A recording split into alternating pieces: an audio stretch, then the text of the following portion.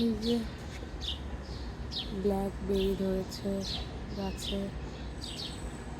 এই যে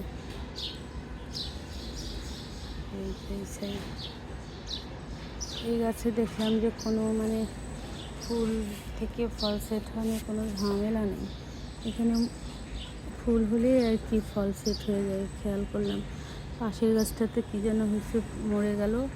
আর এই যে নিচের থেকে কুশি হচ্ছে একটা। এই যে অনেক ফুল আসছে। আমি তেমন কোনো কিছুতে স্প্রে করি নেই, একটু শুধু কোনো কিছু। এটা অনেক দিন থেকেই অনেক সুন্দর হয়েছে, কিন্তু পরে আমি দেখলাম যে এটা কাটিং করা ছাড়া ফুল আসবে না। কাটিং করে দেওয়ার একেবারে 1 সপ্তাহের মধ্যে এটাতে ফুল চলে আসছে। 1 থেকে 10 এরকম, 1 সপ্তাহ থেকে 10 দিন হবে, এর মধ্যে ফুল চলে আসছে।